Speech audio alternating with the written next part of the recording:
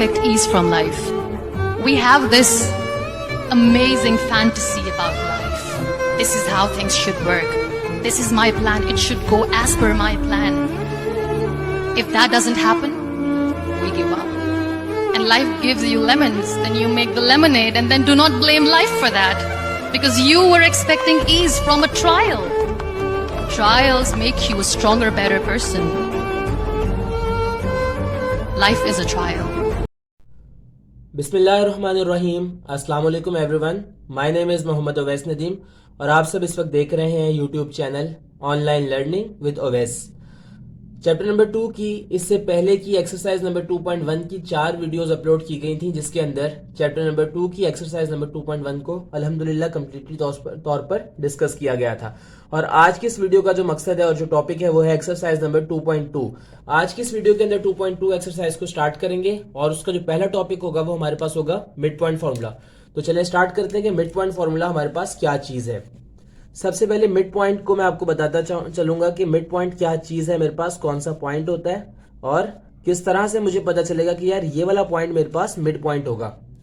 तो अब यहां पर देखते हैं कि मेरे पास एक लाइन है, कोई भी स्ट्रेट लाइन है और उस स्ट्रेट लाइन के ऊपर मेरे पास पॉइंट्स मौजूद हैं। जो पॉइंट्स मौजूद हैं, एक जगह पॉइंट्स मौजूद हैं x1, y1 एंड दूसरी जगह पॉइंट्स मौजूद हैं x2, y2। और कोई बंदा मुझे बोल दे कि अब एक और पॉइंट आ रहा है यानी कि x, y जो कि इन दोनों को बराबर तौर पर डिवाइड कर रहा है, बराबर तौर पे इनको तकसीम कर रहा है। तो फिर मैं ये बात बोलूंगा कि x, y मेरे पास मिड पॉइंट होगा। यानी कि मिड पॉइंट बेसिकली एक वो पॉइंट होता है जो कि एक लाइन के ऊपर आ जाए और किसी भी एक लाइन को, फॉर एग्जांपल ये अगर आप कंसीडर करें एक लाइन है, यहां पर 2 पॉइंट्स हैं, एक पॉइंट यहां मौजूद है और एक पॉइंट यहां मौजूद है। अब तीसरा एक और पॉइंट आए और वो यहां से इस मार्कर को कंप्लीटली तौर पे डिवाइड कर दे 2 टुकड़ों के अंदर, आधा इस तरफ और आधा इस तरफ। आई होप सो कि इस तरह से इस मिसाल के थ्रू मैंने अपनी बात को बहुत अच्छे से आप सबको समझा दिया होगा। जब भी मेरे पास इस तरह की कोई भी मिसाल होती है तो उसके थ्रू मुझे बात पता चलती है कि, और इस वाले पॉइंट के थ्रू मुझे बात पता चलती है कि x, y मेरे पास है तो ये वो मिड पॉइंट है जो कि इस लाइन को 2 बराबर हिस्सों में तकसीम कर रहा है, 2 बराबर हिस्सों में डिवाइड करवा रहा है। तो ये मिड पॉइंट होता है। अब मिड पॉइंट का फॉर्मूला मेरे पास क्या होगा उसको डिस्कस करते हुए आप सबको बताऊंगा। फॉर्मूला मेरे पास होगा कि formula of the mid point is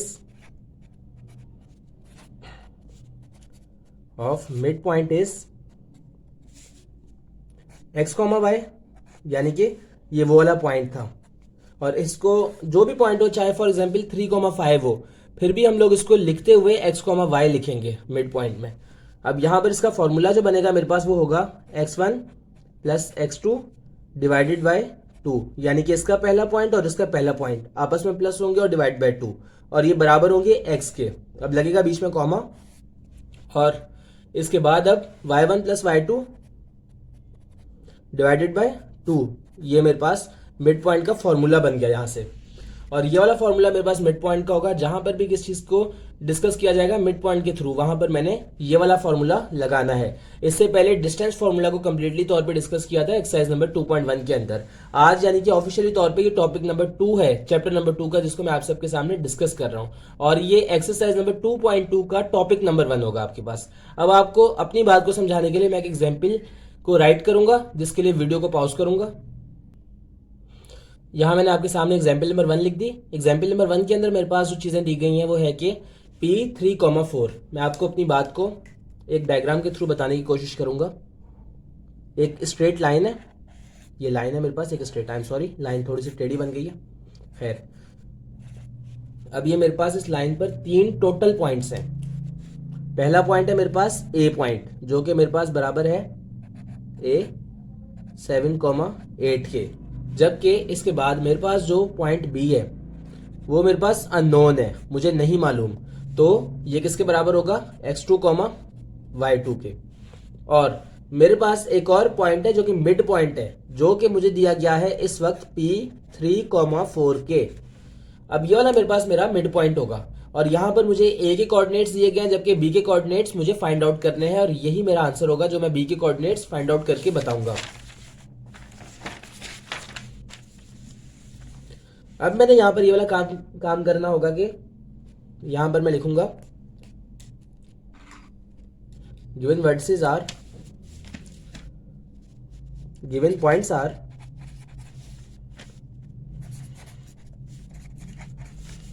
सबसे पहले ए पॉइंट का लिख दूंगा मैं जो कि मेरे पास लिखा हुआ है ए पॉइंट बराबर है 7,8 के, इसको लिख दूंगा और इसको बराबर करवा दूंगा x1, y1 के। ठीक है, जबकि अब जो मेरे पास दूसरा पॉइंट है वो मेरे पास दूसरे वाला पॉइंट होगा मिड पॉइंट, जो कि मेरे पास है P3, 4। और अब आपको ये बात अच्छी तरीके से आई थिंक सो के समझ में लग गई होगी कि मेरे पास जो भी मिड पॉइंट होगा हमेशा वो इक्वल होगा x, y के। बस यहां तक यही बात होगी। अब इसके बाद मैंने यहां पर ये काम करना है कि अब मुझे लिखना है कि using formula of mid point, formula of mid point. अब यहां पर मैंने जो काम किया वो ये करना है कि सबसे पहले मैं यहां पे लिख दूंगा असल फॉर्मूला, यानी कि P3, 4 यानी x, y जो था यहाँ पे equals to x1 plus x2 divide by 2, y1 plus y2 divided by 2। I hope so कि यहाँ तक आप सबको ये बात अच्छे से समझ में लग गई होगी कि यहाँ तक मैंने क्या काम किया है। अब इसके बाद मैंने वाला काम करना है कि P3, 4 इजिकल्स टू x1 की जगह पे x1 की वैल्यूज को और x2 की जगह पे जगह को खाली छोड़ देना है, यानी कि वहीं पे x2 ही लिख देना है वहां पे, और y2 पर भी y2 की जगह पे मैंने y2 ही लिख देना है, क्योंकि वहां पे मुझे जो वैल्यू है फाइंड आउट करनी है। y1 है मेरे पास, y1 मेरे पास इक्वल है 8 के, so I will write 8 on the place of y1 and y2 will be written as it is upon 2। अब मैं ये करूंगा कि अब मेरे पास जो है 3 बराबर है इतनी चीज के। इस चीज को मैं आपको दोबारा बता दूं, अगर आप में से किसी की बेसिक्स वगैरह वीक है मैथ्स की, ये चीज बराबर है इसके कॉमे से पहले वाली चीज, और ये 4 ये बराबर है इतनी चीज के। अब मैं यहां से क्या काम करूंगा, अब मैं यहां पे इनको आपस में कंपेयर करवा दूंगा, इक्वल करवा दूंगा। 3 equals to 7 plus x2 divide by 2, 4 equals to 8 plus y2 divided by 2। अब मैं क्या काम करूंगा, 3 2 6 और 7 प्लस x2, और इसके बाद अब मुझे जो काम करना होगा वो वाला काम करने वाला काम मेरा ये होगा कि अब यहां पर भी मैं ये वाला काम करूंगा कि 4 2 8 और 8 plus y2, x2 equals to 6 minus 7, तो मेरे पास x2 का आंसर आ जाएगा जो कि इक्वल होगा -1 के। ये एक वो एग्जाम्पल है जो कि मैंने आपको अपने पास से दी है।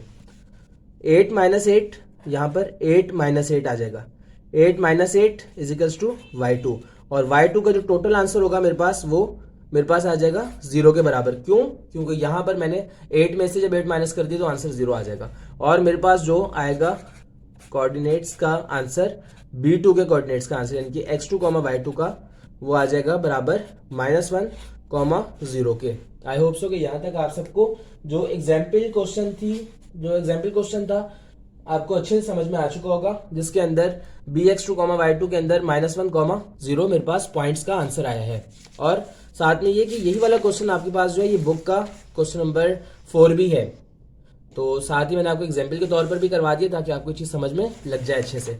अब इसके बाद जो क्वेश्चन डिस्कस करेंगे वो वाला क्वेश्चन है क्वेश्चन नंबर 5, जो कि मोस्ट इंपॉर्टेंट क्वेश्चन है। मैं क्वेश्चन को राइट करूंगा। हाँ जी, अब अपने क्वेश्चन को कंटिन्यू करते हैं, और इसके अंदर अब मेरे पास जो है क्वेश्चन नंबर 5, इसके अंदर क्या बात कही जा रही है अब आपसे डिस्कस करूंगा मैं। सबसे पहले मुझे ये बात कही जा रही है इस वाले क्वेश्चन के अंदर कि P1 x1, y1, P2 x2, y2 and P3 x3, y3 are the mid points of the sides of the triangle. यानी कि सवाल के अंदर लॉजिक क्या है और किस बात को मैंने इंग्लिश की किस बात को मैंने मैथ्स के अंदर कन्वर्ट करना है, आपको वो बात बता देता हूं। पहले मेरे पास ये एक ट्राइंगल है, ठीक है। अब इस एक ट्राइंगल के अंदर मेरे पास A, B and C sides हैं जो कि मैंने खुद सपोज की हैं। अब इन साइड्स के अंदर मुझे ये बात कही जा रही है कि P1 x1, y1 जनाब मेरे पास क्या है, मिड पॉइंट है ऑफ द साइड AB। यानी कि जो पहला है मेरे पास, पहली जो मेरे पास ट्राइंगल की साइड यानी ए बी की, इसका मेरे पास मिड पॉइंट है P1 X1 Y1, जबकि दूसरा है mid point P2 X2 Y2। अब आपको मैं एक और बात बताता चलूं कि यहां पर मुझे कहीं पर भी ये बात नहीं बताई गई थी, ना मुझे कहीं पर ये बात कही गई थी कि यहां पर आपके पास जो ए बी है, ए बी का मिड पॉइंट ये वाला है, ठीक है। ना मुझे कहा गया था कि बीसी का मिड पॉइंट P2 और ना ही कहा गया था कि एसी का मिड पॉइंट मेरे पास P3 है। लेकिन यहां पर मैंने क्या काम किया, यहां पर मैंने ए बी और सी साइड को मैंने आपस में एक सपोज किया है और मैंने कहा है कि ये वाली मेरे पास 3 साइड्स ऑफ द ट्राइंगल है, यानी कि ट्राइंगल एबीसी है मेरे पास। अब मुझे कहा गया कि पहला मिड पॉइंट ये वाला है, ठीक है, पहला मिड पॉइंट ये लिख दिया मैंने। मुझे कहा गया दूसरा मिड पॉइंट है, तो मैंने उसको दूसरा मिड पॉइंट बना दिया। और ये मुझे कहा जा रहा है कि तीसरा मिड पॉइंट है, सो मैंने इसको तीसरा मिड पॉइंट बना दिया। और यही बात कही जा रही है, are the mid points of the sides of the triangle.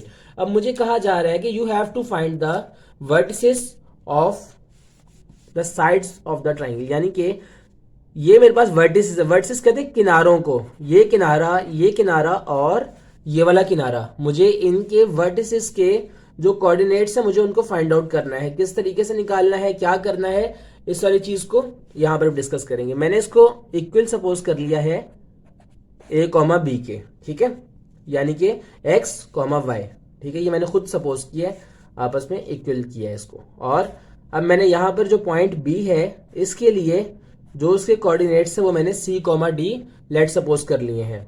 और जबकि मैंने पॉइंट सी के लिए डी के बाद ई कॉमा एफ मैंने इसको आपस में लेट सपोज कर लिया है। और अब मेरे पास ये चीजें बन गई हैं। अब सबसे पहले मुझे जो काम करना है वो करना है पॉइंट को लेते हुए, यानी कि ए कॉमा बी और सी कॉमा डी को लेते हुए, ठीक है। अब सबसे पहले मैंने यहाँ पे ऊपर वाली चीजें लिखनी है कि गिवन डेट, गिवन डेट क्या क्या चीजें हैं मेरे पास।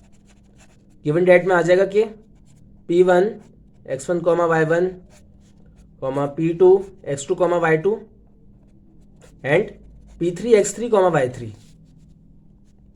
X3 Y3 are the three midpoints,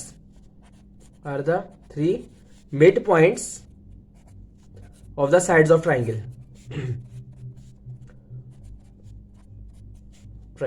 अब इसके अंदर मुझे अगली बात क्या कही जा रही है, अब मुझे फाइंड आउट करनी है। मैं नेक्स्ट लिख दूंगा, अपने स्टेप को शो करवाते हो कि फाइंड वर्टिसेस, यानी वर्टिसेस मेरे पास क्या है, क्वेश्चन मार्क है। अब मैं किस तरीके से निकालूंगा, सबसे पहले मैं लूंगा P(x1, y1) को। अब मैं इस तरीके से लिखूंगा कि फॉर ए बी, यानी कि ए बी को जब मैं लेते हुए काम करूंगा तो किस तरीके से करूंगा और क्या क्या चीजें निकालूंगा, अब इसके ऊपर काम करना है। मैं सबसे पहले गिवन मिड पॉइंट इज,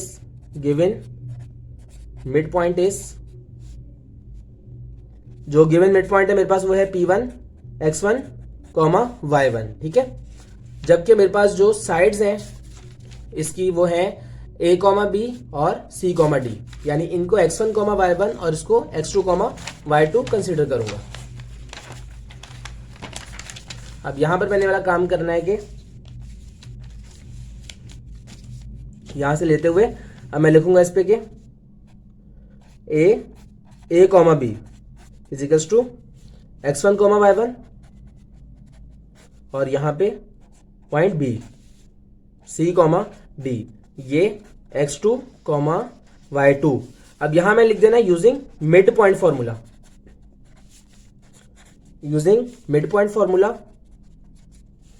मेरे पास बन जाएगा मिड पॉइंट फॉर्मूला यूज करते हुए P1 X1 Y1 is equals to X1 plus X2 divide by 2 Y1 plus Y2 divided by 2।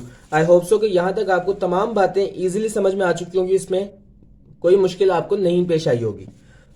तो अब मैं क्या करूंगा, अब मैं यहां पर X1 Y1 अपनी जगह पे लिखूंगा। ये बेसिकली मेरे पास क्या था, ये वैसे मेरे पास था X Y, ठीक है। यहां पे जब कुछ भी नहीं होता तो मेरे पास आता है X Y क्यों, क्योंकि मिड पॉइंट के लिए होता है X Y। अब यहां पर X1 प्लस X2 जो है, वहां पर मैं X1 की जगह पे X1 की वैल्यू यानी कि A को लगाऊंगा, A2 की जगह पे मैं पुट करूंगा, यानी कि सॉरी X2 की जगह पे मैं पुट करूंगा C को अपॉन में 2। और नेक्स्ट अब मैं काम करूंगा कि Y1 की जगह पे B प्लस y2 की जगह पे मैं d को पुट करवा दूंगा अपॉन में 2। अब दोबारा वही वाला काम करूंगा कि अब मैं इसको आपस में एक दूसरे के बराबर कर लूंगा, यानी कि x1 को बराबर कर लूंगा इसके और यहाँ पे y1 को बराबर कर लूंगा इसके। अब मैं क्या काम करूंगा यहाँ पे इसके साथ ही x1 is equals to a plus C upon 2 comma, जबकि y1 इज इक्वल्स टू मेरे पास बन जाएगा b प्लस डी अपॉन का 2 अपॉन में 2। तो 2x1 is equals to a plus c, ये मेरे पास पहली चीज बन गई। इसको मैंने इक्वेशन नंबर 1 का नाम दे देना है और यहाँ पर 2y1 is equals to b plus D बन जाएगी मेरे पास। इसको मैंने इक्वेशन नंबर 2 का नाम दे दिया। और यहां तक काम करने के बाद अब मेरे पास जो ए बी साइड का जो काम था वो मेरे पास मुकम्मल हो चुका हुआ है। आई होप सो कि यहां तक आपकी बात अच्छे से समझ में आ चुकी होगी। अब मैंने यहां पर अगला काम जो करना है वो वाला काम मेरे पास ये होगा कि अब मैंने लिखना है फॉर साइड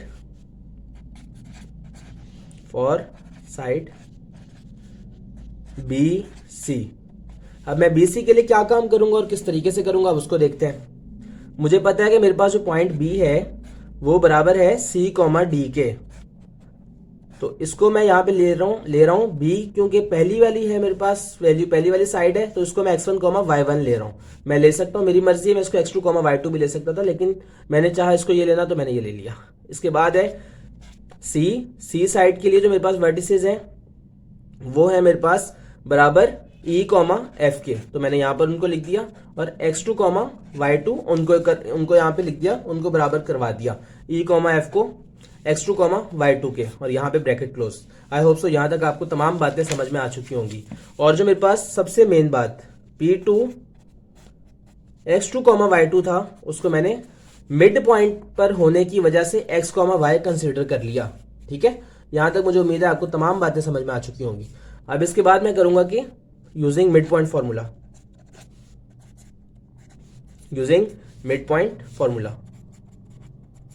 और मिड पॉइंट फॉर्मूला यूज करने के बाद मेरे पास आएगा कि x comma y is equals to x1 plus x2 divide by 2 comma y1 plus y2 divided by 2। अब यहाँ पे मैं दोबारा वही वाला काम करूंगा, लेकिन उससे पहले मैं वैल्यूज को पुट करवा देता हूँ। x कॉमा वाई जो है मेरे पास उसकी जगह पे मैंने लिख दिया x2 कॉमा y2, और यहाँ पर मैंने जो काम किया वो ये कि x1 की जो चीज है, x1 की जो वैल्यू मेरे पास किसके बराबर है, x1 का पॉइंट मेरे पास यहाँ पे बराबर था c के, तो मैंने x1 की जगह पे c लिख दिया प्लस x2। अब जो x2 मेरे पास पॉइंट था, x2 पॉइंट मेरे पास बराबर था e के, तो मैंने यहाँ पर e लिख दिया प्लस e अपॉन में 2 कॉमा y1। अब मुझे y1 देखना है जो कि मेरे पास बराबर है d के, y1 मेरे पास d के बराबर है, तो मैंने यहाँ पे d लिख देना है, और यहाँ पे y2 मेरे पास बराबर है f के, तो अब यहाँ पर मैं f लिख दूंगा, y2 के बराबर हो गया f, so I will right f on the place of y2। अब मैं इनको दोबारा आपस में कंपेयर करवा दूंगा, x2 is equals to c plus C upon में 2 और comma y2 is equals to d plus f upon में 2। दोबारा यहाँ पे एक और इक्वेशन बन जाएगी 2x2 is equals to c plus e, और इसको मैंने इक्वेशन नंबर 3 का नाम दे देना है। इक्वेशन नंबर 3 बन गई है, और यहाँ पर 2y2 is equals to d plus f, और यहाँ पर ये इक्वेशन नंबर 4 बन गई है मेरे पास। अब यहाँ तक जो चीजें थी मेरे पास वो आप सबको मेरे ख्याल समझ में आ चुकी होंगी कि पहले वाला जो काम था मैंने किया ए बी साइड के ऊपर काम करते हुए किया, मिड पॉइंट को लिया और मिड पॉइंट के ऊपर सारा का सारा मैंने काम किया। इसके बाद दूसरा जो मेरे पास था काम वो ये था कि मैंने साइड बीसी ली। साइड बीसी लेने के बाद मैंने उसके ऊपर पूरा काम किया, बी और सी जो साइड्स थी उन पे मैंने उनके वर्टिसेस को लिखा x1 y1 और x2 y2, उनको उसके बराबर कंसिडर करते हुए मैंने सारा का सारा अपना काम मुकम्मल किया, और करके मैंने जो मिड पॉइंट था, मिड पॉइंट को x y को पुट करवाया, उसकी जगह पे उसकी वैल्यूज को लगाया, और वैल्यूज को लगा के मैंने यहाँ पे मिड पॉइंट के जरिए से और मिड पॉइंट के सहारे से मैंने यहाँ पर equation number 3 and equation number 4 बना ली है। और अब आप पूछेंगे, बल्कि खुद ये बात बोलेंगे कि अब आपने क्या काम करना है। अब आपने यकीनन फॉर AC के लिए काम करना है, यानी कि अब आखिरी जो मेरे पास काम बच गया वो कौन सा बचा है, आखिरी साइड फॉर AC के लिए। अब मैंने क्या काम करना है, पॉइंट ए है मेरे पास, तो उसको मैंने बराबर कर लिया ए कॉमा बी के, जो कि मेरे पास हो जाएगा x1 कॉमा y1 के। ठीक है, अब इसके बाद दूसरा जो मेरे पास पॉइंट था पॉइंट सी, वो मेरे पास जो है बराबर है किसके, ई कॉमा एफ के, और यहाँ पर x2 कॉमा y2 हो जाएगा। अब यहाँ तक चीजें करने के बाद अब मैं जो पुट करूंगा चीज वो होगी मेरे पास मिड पॉइंट की चीज, P3 x3 कॉमा y3, ये मेरे पास मिड पॉइंट था जो कि हमेशा बराबर होगा x कॉमा y के। ये सवाल पिछले वाले सवालों की तरह 14, 15, 16 ऑफ एक्सरसाइज नंबर 2.1 की तरह लेंथी जरूर है, लेकिन अगर आपने एक दफा लॉजिकल तरीके के साथ समझ लिया तो इंशाल्लाह ताला आपको इजी लगने लग जाएगा। सिर्फ आपने कंसंट्रेशन के साथ काम करना है। सवाल लेंथी है लेकिन मुश्किल नहीं है। अब आपने लिखना है कि using mid point formula, using mid point formula x comma Y, मुझे पता है कि मेरे पास फॉर्मूला मिड पॉइंट का होता है x comma Y is equals to x1 plus x2 divide by 2 comma y1 plus y2 divided by 2। अब यहाँ पे मेरे पास x की जगह पे आ जाएगा x3 कॉमा y3, जबकि x1 की जगह मेरे पास क्या आ जाएगा a पॉइंट, और मेरे पास x2 की जगह पे आ जाएगा पॉइंट e, x2 की जगह पे पॉइंट e आ जाएगा, यानी कि a प्लस e बन जाएगा ये, कॉमा y1 मेरे पास किसके बराबर था b के, तो मैंने यहाँ पर b लिख दिया, प्लस y2 मेरे पास अब किसके बराबर है दोबारा देख लेते हैं। अब मेरे पास y2 बराबर है f के, so I will put the value of f on the place of y2,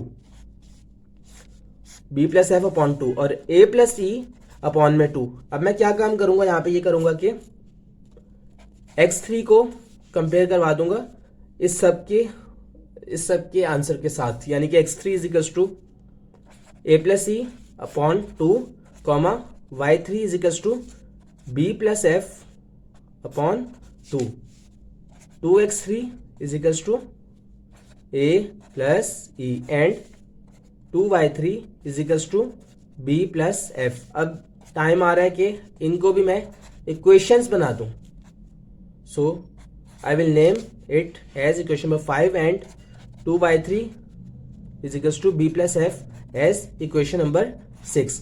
I hope so कि यहाँ तक आपको तमाम की तमाम बातें समझ में आ चुकी होंगी और क्लियर हो चुकी होंगी। अब मैंने जो काम करना है अगला वो थोड़ा इंटरेस्टिंग भी है और थोड़ा सा लॉजिकल भी, आपको जहन में रखना है उसको और याद रखना है और उसकी रीजन भी याद रखनी है कि वो वाला काम क्यों किया है। अब मैंने देखना है कि मेरे पास जो इक्वेशन है, यानी कि इक्वेशन नंबर 1, उसके अंदर भी 2x1 आ रहा है, इक्वेशन नंबर 3 के अंदर भी 2x2 आ रहा है, ठीक है, यानी कि x वाली चीजें आ रही हैं, x1 आ रहा है, x2 आ रहा है और यहाँ पर 2x3 आ रहा है, यानी कि equation number 1, equation number 3 and equation number 5, इन तीनों का आपस में रिलेशन बन सकता है। अब मैं क्या काम करूंगा यहाँ पे, मैं अब इनको आपस में ऐड करवा दूंगा इन तमाम इक्वेशंस को, और यहाँ पर अपना स्टेप लाजमी शो करूंगा क्योंकि सेकेंड ईयर मैथ्स के अंदर स्टेप्स के मार्क्स होते हैं, आपको बहुत दफा बताया। आपने लाजमी स्टेप अपना शो करवाना है कि एडिंग इक्वेशन नंबर 1, 3 एंड 5। अब यहां पर मैं लिख दूंगा तमाम इक्वेशंस को एक दफा तरीके से। 2x1 is equals to a plus c लिख दिया मैंने यहाँ पे, और इसके बाद नेक्स्ट है मेरे पास 2x2 is equals to c plus e, so I will write 2x2 is equals to c plus e. जब यहां पर मैं c प्लस ई लिख दूंगा तो इसके बाद मेरे पास आखिरी चीज बचेगी जो कि मेरे पास इक्वेशन नंबर 5 होगी, और इक्वेशन नंबर 5 है मेरे पास 2x3 जो कि इक्वल टू है a प्लस ई के। अब यहाँ पे अब जो एडिशन वाला काम है वो मैं कर रहा हूं नेक्स्ट वाले उस पे पेज पे। अब यहां पर आपने क्या करना है कि सबसे पहले आपने इन तमाम चीजों को तो एज इट इज उतार लेना है, यानी कि 2x1 plus 2x2 and plus 2x3 is equals to यहां पर a प्लस सी अपॉन यहाँ पे नीचे वाली इक्वेशन में c प्लस ई, और सबसे लास्ट वाली इक्वेशन यानी कि इक्वेशन नंबर 5 में जो आंसर था वो a प्लस ई। अब इन सबको आपस में मैं ऐड करवा के लिख दूंगा, यानी कि 2a plus 2c plus 2e। अब यहां से और यहां से मुझे चीज अच्छे से नजर आ रही है और आपको भी नजर आ रही होगी यकीनन कि यहां से मैं 2 को कॉमन ले सकता हूं, so I will take common 2 from here, x1 plus x2 plus x3 is equals to 2a plus c plus e। अब इस वाले 2 से मेरे पास ये वाला 2 कट जाएगा, कैंसिल हो जाएगा। और अब इसके बाद जो काम मैं करूंगा वो ये वाला होगा कि x1 plus x2 plus x3 is equals to a plus c plus e। I hope so यहां तक तमाम चीजें आप सबको समझ में आ चुकी होंगी। I am sorry. अब मैंने ये वाला काम करना है कि x1 plus x2 plus x3 is equals to a plus c। अब मैंने यहां पे सबसे पहले फॉर वैल्यू ऑफ a, यानी कि इस वाली वैल्यू ऑफ a के लिए मैंने काम करना है। इसके लिए सबसे पहले मैं लिखूंगा फॉर a की वैल्यू को फाइंड आउट करने के लिए मैं a को इस जगह पे रहने दूंगा बस, और बाकी सबको वहां भेज दूंगा, प्लस x3 और यहां पे माइनस c माइनस e। अब a is equals to x1 plus x2 plus x3, minus sign मेरे पास यहां पर आ जाएगा कॉमन, और यहां पर आ जाएगा c प्लस e। अब मुझे पीछे ये चीज पता थी और पता है कि c प्लस e मेरे पास बराबर था 2x2 के। So I will put the value of 2x2 in the place of c plus e। यहां पर 2x2 पुट कर दिया c प्लस e की जगह पे। आई होप सो कि यहां तक किसी को भी किसी भी टाइप की कोई क्यूरी नहीं होगी। 2x2 अब यहां पे एडिशन सब्ट्रैक्शन करवा दूंगा मैं इन तमाम चीजों की आपस में, x1 plus x2 plus x3 और माइनस 2x2। अब नेक्स्ट वाले स्टेप के अंदर मैं क्या करूंगा, x2 को x2 के साथ यानी कि माइनस 2x2 के साथ सब्ट्रैक्ट करवा दूंगा, तो आंसर आएगा माइनस x2, यानी कि साइन हमेशा बड़े का आएगा, उसमें से एक माइनस हो जाएगा, माइनस x2 प्लस x3। ये वाला आंसर आ जाएगा मेरे पास, किसका आंसर आ जाएगा, a का। और इसको मैं नाम दे रहा हूं, मैं अगर चाहूं तो इसको मैं नाम दे सकता हूं इक्वेशन नंबर a का। इक्वेशन नंबर a का मैंने इसको नाम दे दिया capital A। Equation number a का अब इसको नाम देने के बाद अब मैं ये वाला काम करूंगा कि अब मैं नेक्स्ट लिखूंगा फॉर a तो हो गया मेरे पास। अब नेक्स्ट है मेरे पास for c।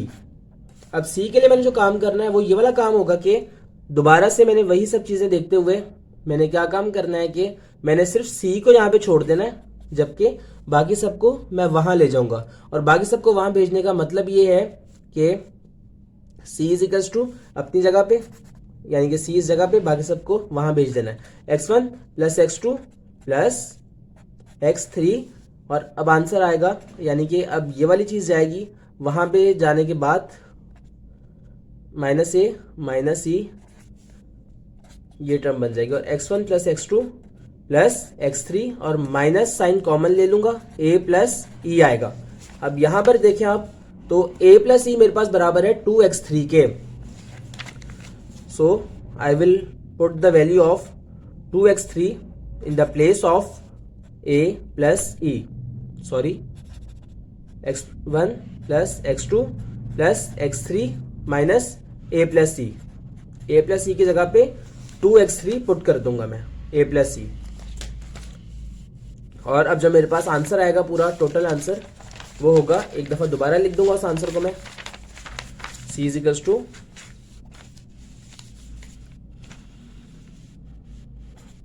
x1 plus x2 plus x3 और माइनस का 2x3। और जो मेरे पास टोटल c का आंसर बनेगा वो होगा c is equals to x1 plus x2 plus x3 sorry minus x3, यानी कि x3 में से जब माइनस 2x3 निकलेंगे तो फिर आंसर आएगा मेरे पास माइनस x3। और अब इसको अगर मैं चाहूं तो मैं नाम दे सकता हूं इक्वेशन नंबर कैपिटल B का। अब यहां तक काम करने के बाद अब मेरे पास जो वैल्यूज थी वो निकल आई है, किस किस की, a की निकल आई और c की वैल्यू निकल आई। इसी तरीके से अब मुझे वैल्यू निकालनी है फॉर e। अब मैं लिखूंगा फॉर e। अगर मुझे e की वैल्यू निकालनी है तो वो किस तरह से निकालूंगा, जस्ट यही तरीकाकार होगा। और करने का तरीकाकार क्या होगा मेरे पास कि e is equals to e बस यहां पे रहेगा और बाकी तमाम चीजों को वहां पर भेज दूंगा मैं, यानी कि x1 plus x2 plus x3 ये मेरे पास अपनी जगह पे रहेंगे जो कि एज इट इज थे। अब यहां पर माइनस a यानी प्लस a और प्लस c वहां जाके माइनस a और माइनस c बन जाएंगे। अब e is equals to x1 plus x2 plus x3 minus a plus c। और यहां पर दोबारा वही वाला काम करूंगा कि a प्लस सी मेरे पास जो है 2x1 के बराबर है, so I will put 2x1 in place of a plus c. I hope so कि मैं आपको अपनी तमाम बातें इतनी डिटेल से समझाने के बाद अब आपको समझाने में कामयाब हो गया हूँ इंशाल्लाह। a प्लस सी 2x1, अब e मेरे पास बराबर है माइनस के x1 के प्लस x2 प्लस x3, और इसको मैं नाम दे रहा हूं किसका, इक्वेशन नंबर c का। So I will name it as equation number c। अब इसके बाद जो मैंने काम करना है वो ये होगा कि जिस तरीके से मैंने ऐड करवाया था इक्वेशन नंबर 1 को, इक्वेशन नंबर 3 को एंड इक्वेशन नंबर 5 को, just same as it is now I will add equation number 2, equation number 4 and equation number 6। और ये वाला काम मैं क्यों करूंगा डियर स्टूडेंट्स, मैं ये वाला काम इस वजह से करूंगा क्योंकि मैंने यहाँ पर y1 को 2y2 को यानी 2y1 को 2y2 को एंड यहाँ पर मैंने 2y3 को आपस में एक दूसरे के करीब करवाना है। और इससे मुझे क्या मिलेगा, क्या फायदा होगा, मुझे ये फायदा होगा कि इसके थ्रू मैं अपनी वैल्यूज को निकाल सकता हूँ जस्ट सेम इसी तरह से जिस तरह से मैंने equation number 1, equation number 3 and equation number 5 को आपस में ऐड करवा के उनकी वैल्यूज को निकाला था। So now I will right adding equation number 2, 3, sorry equation number 4 and 6। अब मैं इन तमाम इक्वेशंस को आपस में ऐड करवा दूंगा और ऐड करवाने के बाद अब मेरे पास जो चीज बनेगी वो क्या होगी, पहले मैं सब इक्वेशंस को लिख दूंगा एक दफा तरीके के साथ, यानी 2y1 is equals to b plus D, और मेरे पास आंसर आएगा 2y1 is equals to b plus D. सबसे पहले मैंने ये वाली चीज लिख दी, यानी ये वाली इक्वेशन लिख दी। अगली इक्वेशन मेरे पास क्या है, वो है कि 2y2 is equals to d plus F. So I will write 2y2 is equals to d plus F. d plus F भी लिख दिया यहां पे मैंने। और अब इसके बाद जो है मेरे पास है वो है क्वेश्चन नंबर 6 जो कि है 2y3 is equals to b plus F. b plus F. अब मैं जब इन सबको ऐड करवाऊंगा आपस में तो 2y1 plus 2y2 and 2y3 अपने उसी फॉर्म में और उसी तरीकेकार के साथ आ जाएंगे जिस तरह ऊपर लिखे हुए। जस्ट मैंने इनको एक दफा तरीकेकार के साथ नीचे लिख दिया है। और b प्लस डी मेरे पास आ जाएगा 2b plus 2d plus 2f। अब यहां से दोबारा I will take common of 2, y1 plus y2 plus y3, और यहां से जब मैं y3 को भी कॉमन ले लूंगा तो इसके बाद मेरे पास 2 यहां से कॉमन आ जाएगा। जब मैं 2 को कॉमन लूंगा तो फिर यहां पर मेरे पास जो टर्म्स आएंगी वो होंगी y1 plus y2 plus y3, जबकि यहां से भी जब मैं 2 को कॉमन ले लूंगा तो मेरे पास आंसर आएगा b प्लस डी प्लस का f। अब मैं 2 से 2 को कैंसिल कर रहा हूं और मेरे पास अब जो टोटल आंसर बन रहा है वो होगा y1 plus y2 plus y3 is equals to b plus D plus f। b plus D plus f।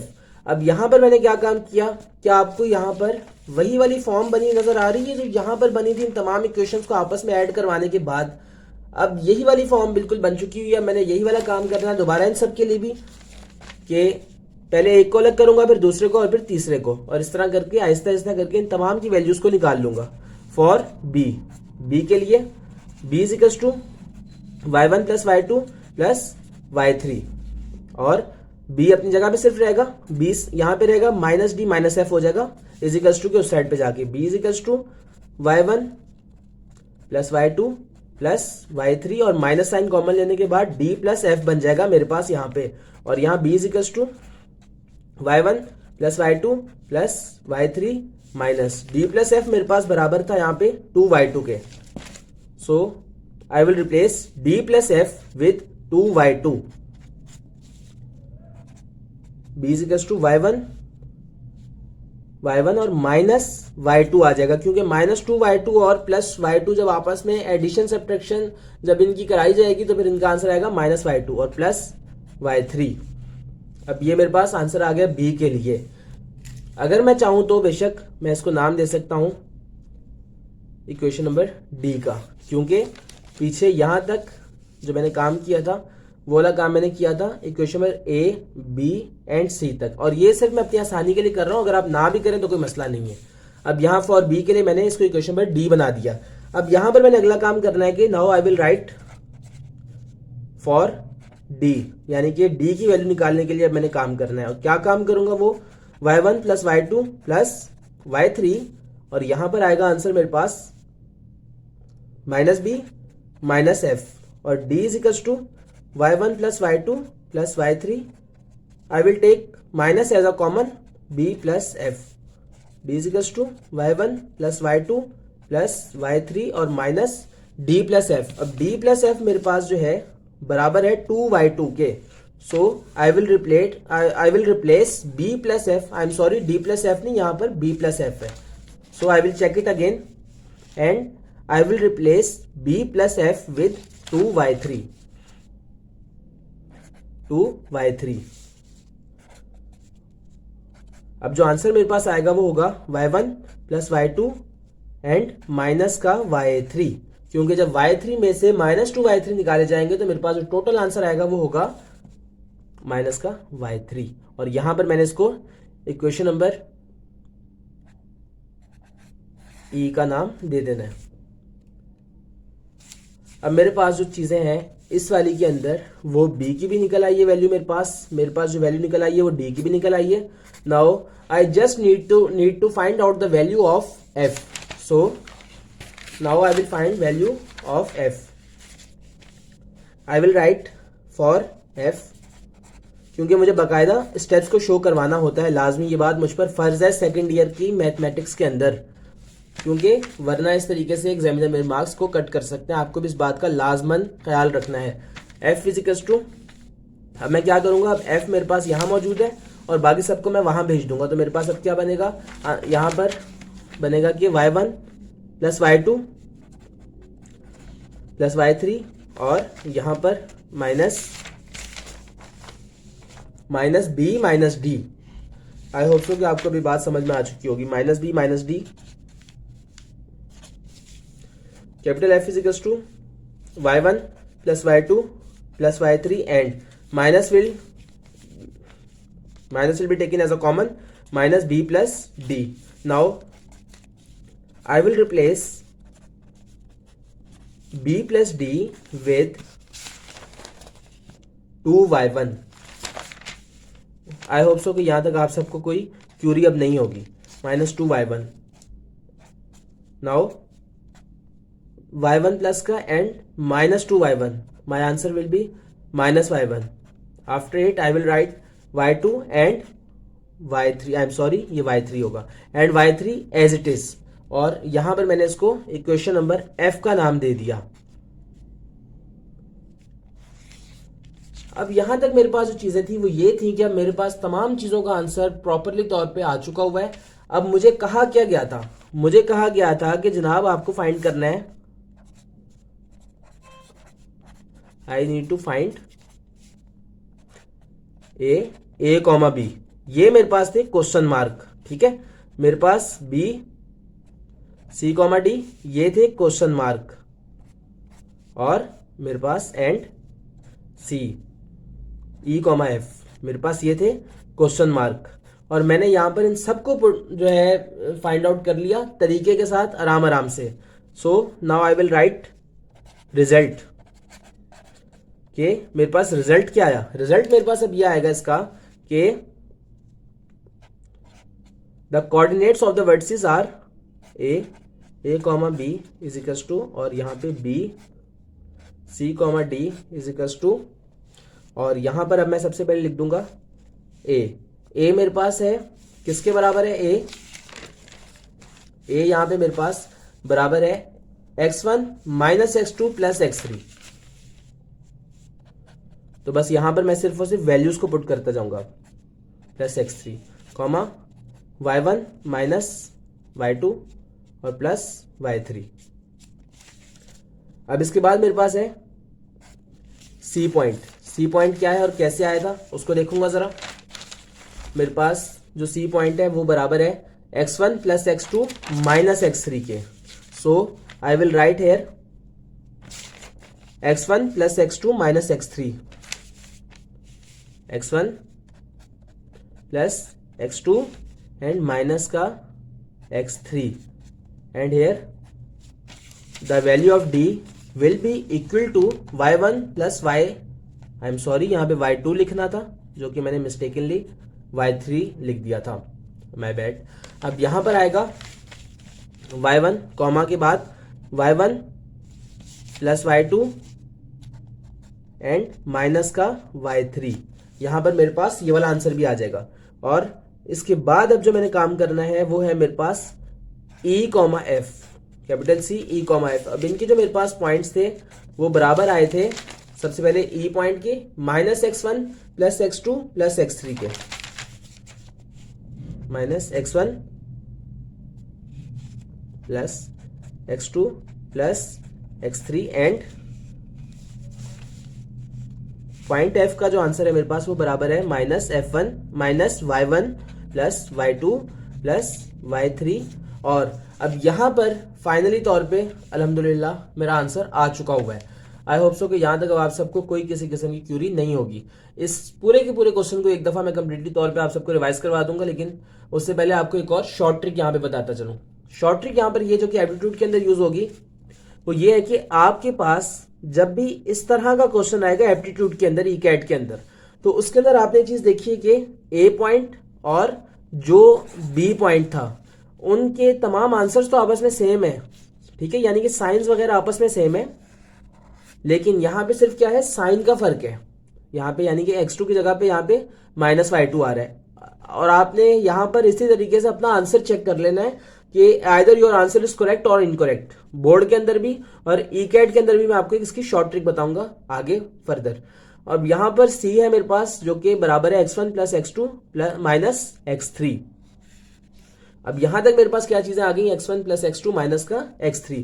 और यहाँ डी पॉइंट जो है मेरे पास वो क्या है, वो मेरे पास बराबर आया है y1 प्लस y2 और माइनस y3. अब यहाँ पर भी आप ये देखें x3 और y3, यहाँ पर भी पूरा आंसर सेम होगा, सिर्फ और सिर्फ यहाँ पे इनका फर्क आएगा. और यहाँ से आपने इसी चीज को फाइंड आउट कर लेना है कि आपका आंसर सही है या फिर गलत है. अब यहाँ पर पॉइंट सी के अंदर है ई कॉम एफ इसके कोऑर्डिनेट्स. अब इसके अंदर यहाँ पर ये होगा कि minus x1 plus x2 plus x3 मेरे पास आंसर आया है. अब मैंने यहाँ पे चेक करना है क्या यहाँ पर भी मेरा answer minus y1 plus y2 plus y3 है. अगर तो है then my answer is correct, otherwise my answer is incorrect. और बस यहाँ पर क्वेश्चन नंबर 5 हमारा अल्हम्दुलिल्लाह कंप्लीटली तौर पर मुकम्मल हो चुका हुआ है. अब नेक्स्ट क्वेश्चन की जानिब बढ़ते हैं जो कि हमारे पास है क्वेश्चन नंबर 23. आपके पास क्वेश्चन नंबर 23 जो है उसको मैं सिर्फ आप लोगों को वर्बली एक दफा बताऊंगा, बिकॉज ये वाला क्वेश्चन अगर आपने क्वेश्चन नंबर 5 एक दफा अच्छे तरीके के साथ समझा है तो फिर आपके लिए ये वाला क्वेश्चन बिल्कुल आसान होगा और किसी किस्म की आपको प्रॉब्लम इंशाल्लाह नहीं होगी मुझसे पढ़ने के बाद और ये वाला मेरा पूरा लेक्चर देखने के बाद. The points L 2, -1, M -1, 4 and -2, 2 are the mid points of the sides of the triangle. Find its vertices. यानी कि वो आपको ये बात बता रहा है, मैं आपको क्वेश्चन की लॉजिक बता देता हूं कि क्वेश्चन में बेसिकली वो कहना क्या चाह रहे हैं.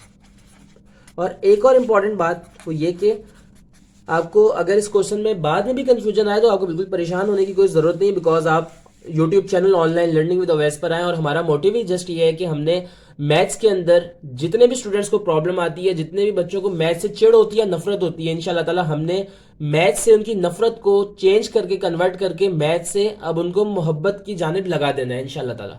तो अब इस वाले क्वेश्चन को मैं आपके पास एडिट करवा दूंगा अपनी पीडीएफ की फाइल के लिंक के अंदर.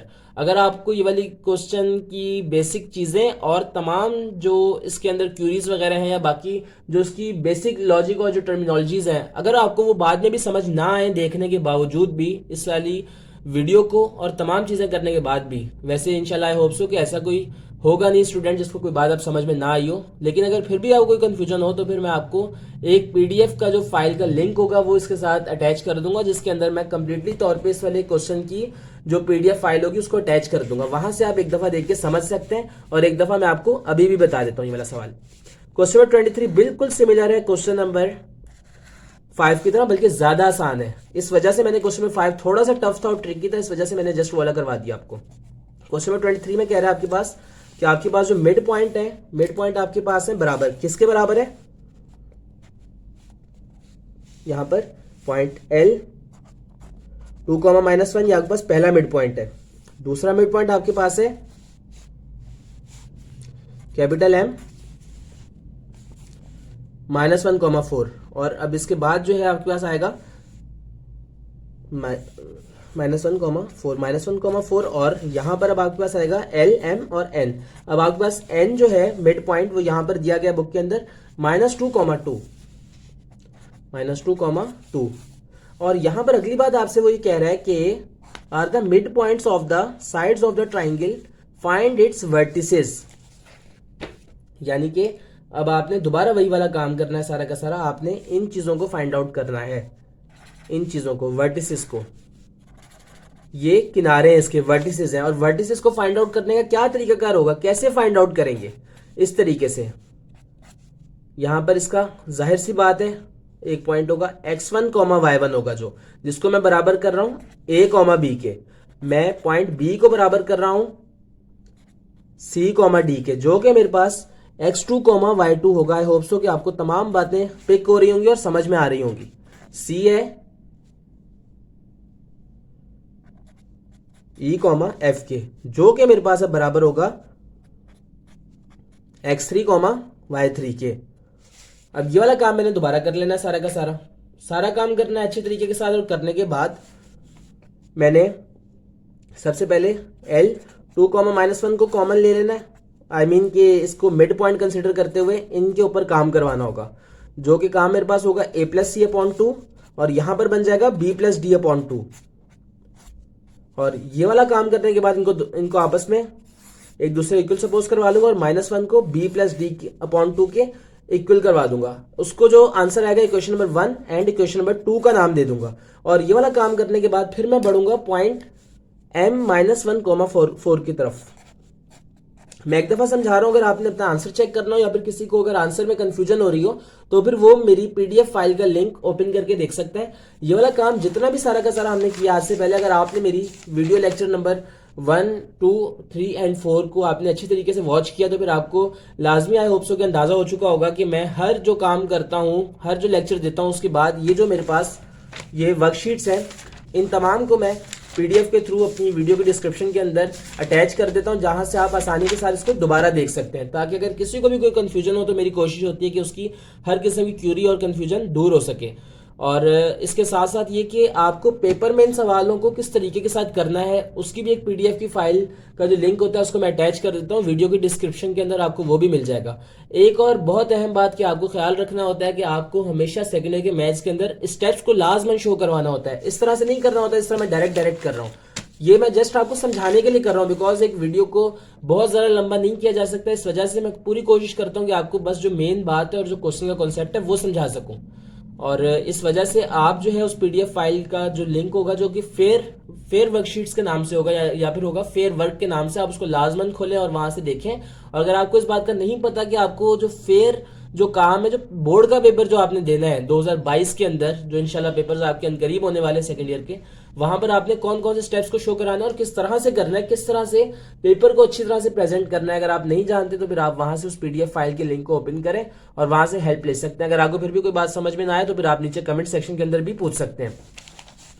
M -1,4 और यहां पर मैं दोबारा ये काम करूंगा कि अब यहां से मैं दोबारा इसको मिड पॉइंट लेते हुए करूंगा काम। क्या बन जाएगा मेरे पास C+E/2 और जबकि यहां बन जाएगा मेरे पास D+F/2 बराबर हो जाएगा -1 C+E और यहां मेरे पास ये बराबर हो जाएगा 4 D+F/2 के, यहां पर भी अपॉन में 2।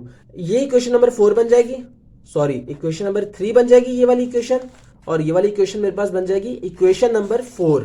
और यहां तक काम करने के बाद अब जो मैंने काम करना है, इक्वेशन नंबर 4 कैसे बनेगी, ये यहां से आके मल्टीप्लाई हो जाएगा, यानी कि C+E = -2 और यहां पर 4 2 8 = D+F, आपके पास ये वाली चीजें बन जाएंगी। अब इसके बाद इसको इक्वेशन नंबर 3 एंड इसको इक्वेशन नंबर 4 बनाने के बाद अब आप आखिरी काम करेंगे for side A and C। इस पर काम करते हुए क्या करेंगे, N -2, 2 = अब मेरे पास यहां बन जाएगा answer a plus e upon 2 और यहां पर आ जाएगा b प्लस एफ अपॉन 2 और यहां पर दोबारा मैं इनको आपस में इक्वल करवा दूंगा और इनको इक्वल करवाने के बाद अब जो मेरे पास चीज बनेगी वो ये होगी कि यहीं पे लिख देता हूं -2 मल्टीप्लाई बाय 2 यानी कि -4 बन जाएगा ये और a प्लस ई। ठीक है, इसको इक्वेशन नंबर 5 का नाम दे देना मैंने, ये इक्वेशन नंबर 5 बन जाएगी एंड यहां पर मेरे पास बन जाएगी 2 multiply by 2 is equal to B plus F और ये मेरे पास बन जाएगी equation number 6। I hope so कि यहां तक तमाम बातें आपको समझ में आ चुकी होंगी अब अच्छे से इंशाल्लाह ताला। अब ये मेरे पास जब चीजें बन जाएंगी, now I have to add equation number 1, 3 and 5। पिछले वाले क्वेश्चन की तरह इक्वेशन नंबर 1, 3 एंड 5 को हमने ऐड करवाना है और वहां से बारी बारी करके फिर पहले a, फिर बाद में d एंड फिर यानी कि सबसे पहले जो हमें वैल्यूज निकालनी है किस तरह से निकाली थी साले में, यहां से आपको बता देता हूं ताकि आपको चीजें समझ में आ जाए, किसी को भी कोई क्यूरी ना रहे। a, c एंड d, इन तीनों के लिए हम लोगों ने वैल्यूज निकालनी, आंसर्स निकालने, सॉरी d नहीं a, यानी कि a, c और e। यहां से क्वेश्चन नंबर 1, 3 एंड 5 के थ्रू काम करते हुए मेरे पास इक्वेशंस आ जाएंगी। एडिंग इक्वेशन नंबर 1, 3 एंड 5 और इस तरीके से now add equation number 2, 4 and 6। मैंने जिन सर से पढ़ा उन्होंने मुझे हमेशा ये बात सिखाई जब मैं सेकेंडरी के अंदर था और अभी भी उन्होंने मुझे बात सिखाई कि आप जो भी चीज सीखें, एक चीज आप खुद सीखें तो 2 दफा उसकी लाजमन आप प्रैक्टिस करें ताकि आपको चीजें समझ में आ सके, आप इन चीजों को पिक कर सकें। ये वाला पूरा का पूरा सवाल मैंने आपको एक दफा डिटेल से समझा दिया। अब आपको चाहिए क्वेश्चन नंबर 23 को घर में बैठ के प्रैक्टिस करें क्योंकि पास्ट पेपर्स के अंदर आने वाला बहुत इंपॉर्टेंट क्वेश्चन है। क्वेश्चन नंबर 5 भी बहुत इंपॉर्टेंट क्वेश्चन है लॉन्ग के लिए। तो अगर आपने इन क्वेश्चंस को अच्छे से प्रैक्टिस कर ली और ये लॉन्ग के अंदर आ गए तो इंशाल्लाह ताला आपके इस वीडियो को देखने से, जो कि 51 मिनट की वीडियो हो चुकी है अभी तक, अगर आपने यहाँ से अच्छे तरीके के साथ आपने इन सवालों को समझ लिया और ये लॉन्ग के अंदर आ गए तो इंशाल्लाह ताला आप समझे कि आपकी जिंदगी बन जाएगी इंशाल्लाह अज़ीज। और ये मेरे लिए बड़े एजाज की बात होगी अगर अल्लाह ताला मुझे वसीला बनाएगा आपकी कामयाबी का। एडिंग क्वेश्चन नंबर 2, 4 एंड 6 यहाँ पे दोबारा ऐड करवाऊंगा सबको और ऐड करवाने के बाद अब मैंने क्या काम करना है, दोबारा इनको आपस में ऐड करवाने के बाद 2, 4 एंड 6 इक्वेशन को अब मैंने फाइंड आउट करनी है वैल्यूज b की, d की एंड f की। और इन तमाम को फाइंड आउट करने के बाद मेरे पास जो आंसर आएगा वो इस तरह से आना चाहिए कि अगर यहाँ वाला जो मेरे पास है वेरिएबल, जैसे यहाँ पे x1 और ये x2 और ये x3 है, यहाँ पे वेरिएबल तो डिफरेंट हो सकता है मेरे पास, लेकिन यहाँ पे ये वाली बात बहुत इंपॉर्टेंट है, यहाँ पर मेरे पास जो साइन है वो डिफरेंट नहीं होना चाहिए। अगर मेरे पास साइन डिफरेंट हो गया तो ये एक निशानी है कि मैंने सवाल अपना गलत किया है। और यहाँ पर भी अगर मेरे पास ये वाला साइन और ये वाला साइन आपस में डिफरेंट आ जाए टोटल आंसर निकालने के बाद, यानी कि मेरे पास जो है answer capital A comma B जो इसके मेरे पास कोऑर्डिनेट्स हैं, वर्टेक्स ए के जो मेरे पास कोऑर्डिनेट्स हैं, यहाँ पर x1 माइनस x2 और प्लस x3, यहाँ पे इसके वेरिएबल्स तो डिफरेंट होंगे लेकिन इनका साइन नहीं डिफरेंट होना चाहिए, इनका साइन सेम होना चाहिए, तमाम का आपस में साइन सेम होना चाहिए। यही वाला काम यहाँ होना चाहिए, ये माइनस x1 है तो ये भी माइनस y1 होना चाहिए। और अगर आपका आंसर इस तरीके के साथ आ रहा है तो इसका मतलब ये कि आपने अपना सवाल पूरा का पूरा सही किया है। आज की इस वीडियो के लिए बस इतना ही। मैं उम्मीद करता हूँ कि आपको ये तमाम की तमाम चीज़ें बहुत अच्छे तरीके के साथ समझ आ चुकी होंगी।